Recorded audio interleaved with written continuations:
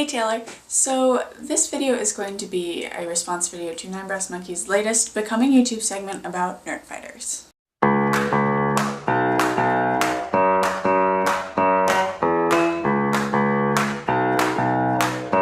Here's my thing with Nerdfighters. I truly consider myself to be one, but I've been a Nerdfighter for less than a year. Taylor, you kept bugging me to watch the Vlogbrothers videos because you knew I would like them. I just hadn't sat down to do it because when I do something, I do it all the way. I went to LeakyCon in Chicago last year, and by that point I'd only heard a tiny bit about the Vlogbrothers and Nerdfighteria, and most of that was from Taylor. I knew I was about to start my journey into becoming part of this community, but I really wanted to do it slowly, and before LeakyCon the only step I'd really taken was reading Looking for Alaska.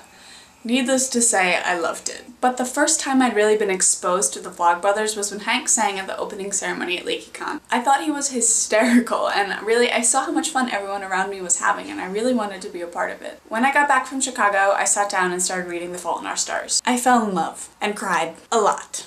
But reading that book was the push I needed to jump into Nerdfighteria. I sat down this summer and watched every single one of the Vlogbrothers videos consecutively, non-stop. Because I couldn't stop. It should be pretty obvious that Hank and John are some of my favorite YouTubers, and seriously, rightfully so. They make awesome videos that I really enjoy. John writes great books I love reading. Hank writes songs that get stuck in my head all of the time. And even though I'm not really as into the online community as some people are, it's really something I consider myself to be a part of. To me, being a Nerdfighter isn't just about being a fan of Hank and John.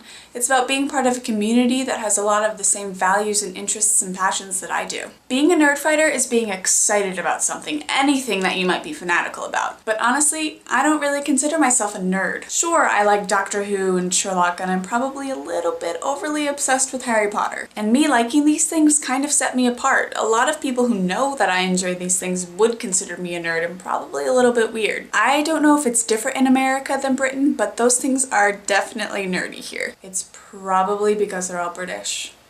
You know, rebellion and all that jazz. But I wouldn't label myself as much of a nerd as most Nerdfighters do, and I really think that's okay. I don't think you need to be the nerdiest of nerds to be a Nerdfighter. Really, I don't think you need to be a nerd at all. I think the thing that makes you a Nerdfighter is your acceptance of others and your reception of what makes them different. I'd never heard of this apparent evil and spiteful side of Nerdfighteria, and honestly, I'm really disappointed. I think with any group of fans that reaches this size, there are without a doubt going to be those people that don't necessarily fit into and follow the unspoken rules of a fandom, and unfortunately, those are the people that get the most attention. I may have watched all of the Vlogbrothers videos, but I haven't seen every single video they've mentioned. I don't know all the words to every single one of Hank's songs. I have not read every word that John's ever written. Seriously, I've never bought a song produced by TFTBA Records. But I'm still a Nerdfighter, and I still consider myself part of this community. I love YouTube. I love all of the creators, and I love finding new creators. I watch people who don't necessarily have the biggest following, and I think that's okay. YouTube, to me, is about creating and expressing yourself freely. And I think being a Nerdfighter is pretty much the same thing. And really, anyone who thinks otherwise should probably rethink the way they treat people. Taylor, I'll see you tomorrow.